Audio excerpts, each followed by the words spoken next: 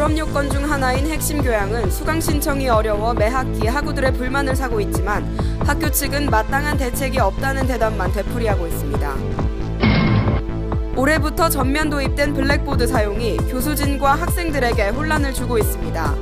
친숙하지 않은 사용법 때문인지 학생들의 선호도가 그리 높지 않은 것으로 보입니다.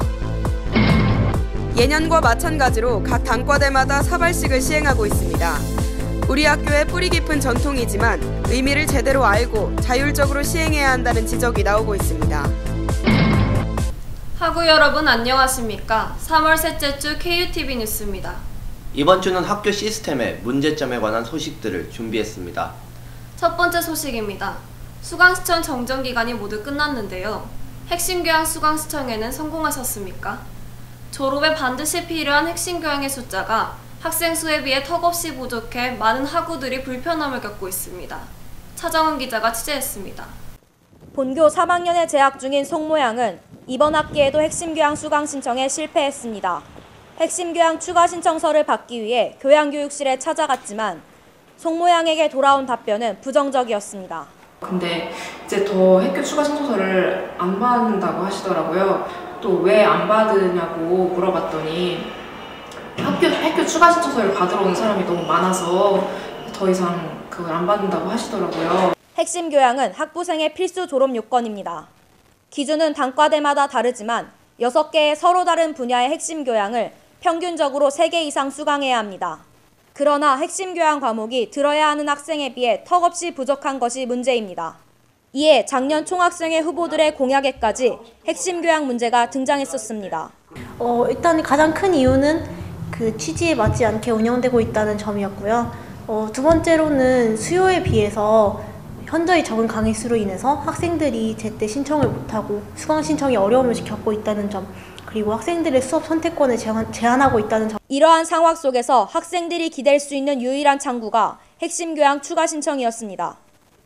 하지만 추가 신청서가 정정 기간 전에는 배부되지 않고 교수님이 먼저 학생들의 추가 신청서를 받아가는 방식으로 바뀌면서 사실상 학생들의 핵심 교양 추가 신청은 불가능해졌습니다. 결정적인 문제점들이 발생이 안 되도록 하기 위해서 이게 뭐 어떤 순리대로 이렇게 풀어나간 거라고 저는 생각을 하거든요. 네. 아까 얘기했던 학생들이 여기서 막 받아가지고 막 가져가서 교수님들한테 막 했을 때 교수님이 몇 명이 누구한테 뭐 해줬는지 몇 명한테 했는지 이걸 모르고 했을 때는 서로 학생이라도 대란이 올 수가 있다. 학교 측은 너무 많은 학생들이 신청해서 추가 신청서를 전부 나눠줄 수는 없다고 말합니다. 학생들이 왜 이렇게 추가 신청서를 많이 찾는지, 왜 대란이 일어날 수 있는지부터 생각하는 학교가 되길 바랍니다. KUTV 뉴스 차정은입니다. 두 번째 소식입니다. 이번엔 개강과 동시에 마주한 새로운 시스템, 블랙보드에 관한 소식입니다. 기존의 EKU를 대체하는 블랙보드는 등장과 동시에 학생과 교수진 양쪽에서 혹평을 받고 있습니다. 블랙보드의 문제점과 개선 가능성 여부를 박소정 기자가 알아봤습니다. 새 학기가 시작되었습니다. 올해부터 학생들은 과제물 제출, 강의 자료 확인 등을 위해 그간 사용해온 EKU가 아닌 블랙보드를 쓰게 되었는데요. 새로운 사이트에 대한 적응이 아직 되지 않은 학생들이 혼란스러워하고 있습니다. 블랙보드에 대한 학생들의 반응을 물어보기 위해 민주광장을 지나가는 학생들에게 인터뷰를 요청했습니다. 저는 블랙보드가 불편해요. 일단 사이트 자체는 약간 좀 체계적으로 정리되어 있는 것 같긴 한데 좀 한눈에 보기 어렵고 다 저랑 비슷한 반응인 것 같아요. 블랙보드 별로 안 좋아하는. 제가 블랙보드를 몇 번 써보니까 그냥 블랙보드도 그냥 로그인 EKU랑 그렇게 별다른 차이가 없어가지고 교수님들이 다 블랙보드 다 처음 시간에 하시는 말씀이 블랙보드로 바뀌어가지고 이제 교수님들이 어떻게 사용할지 모른다고. 지음에서 실시한 설문조사 결과입니다. 약 330명을 대상으로 실시한 이번 설문조사에서 6%인 19명만이 블랙보드를 선호한다고 답변했습니다. 한편 교수학습개발원은 블랙보드 사이트 이용에 대한 불편을 줄이고 학생과 교원들의 적응을 돕기 위해 블랙보드 워크숍을 개최하는 등의 노력을 기울이고 있습니다. 사실 EKU에서 감당하지 못하는 것들을 교수님들께서 외부 시스템이라든가 웹사이트를 굉장히 많이 사용을 하셨어요. 그러다 보니까 학생들은 교수님의 교수 방법이라든가 사용하는 사이트에 따라서 그 사이트들을 다 쫓아가야 되는 부분이 있었어요. 그래서 그런 것들을 한번 한 군데에서 원게이트를 통해서 제공해 줄 수 있는 방법이 없을까라고 했을 때 저희가 이제 해외에서 가장 활발하게 사용되고 있고 또한 세계 200개 대학의 거의 80% 이상이 사용하고 있는 블랙보드를 도입을 했습니다. 블랙보드 사이트로 겪는 학생들의 불편이 단순 시행착오로 그칠 것인지 앞으로의 추이를 지켜봐야 할 것 같습니다. KUTV 뉴스 박소정입니다. 마지막 소식은 사발식에 대한 소식입니다. 고려대학교의 정통성을 면목으로 계승되고 있는 사발식 문화는 학과의 분위기에 따라 상당히 다른 모습을 보이고 있는데요. 사발식에 대한 학우들의 다양한 시선을 윤지영 기자가 취재했습니다.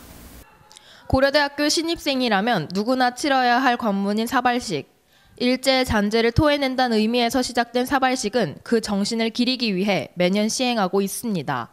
하지만 본래 의도와는 다르게 접근되고 그 의미가 잘 전달되지 않는 과들도 많습니다. 사발식의 의미는 잘 모르고요. 사발식을 하기는 할 것 같은데 그게 하고 싶고 안 하고 싶고의 문제가 아니라 그냥 다들 참여하는 행사니까 저도 하려고 하고 있습니다.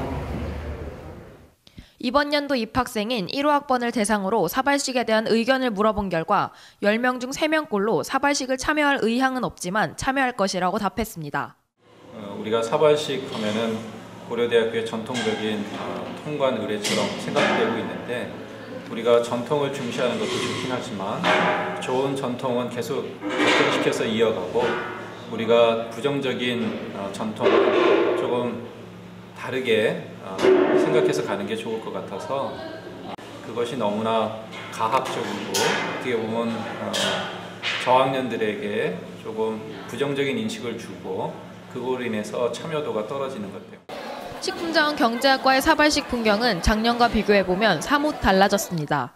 여하고는 2병 반, 남하고는 3병 반으로 정해졌던 막걸리 양이 올해 들어 성별에 관계없이 자율적으로 마실 양을 선택하는 식으로 개선되었습니다. 단 한 방울도 남기지 않고 맛있게 잘 먹겠습니다.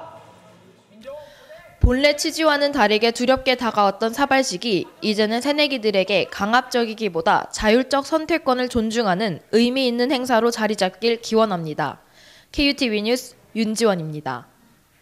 핵심 교양과 블랙보드 등 많은 문제점들이 제기되는 학교의 시스템들이 개선되기 위해서는 학생 사회의 영향력이 강해져야 합니다. 학생들의 권리를 지키는 힘, 학생 사회에 대한 꾸준한 관심을 부탁드립니다. 뉴스 마치겠습니다. 감사합니다.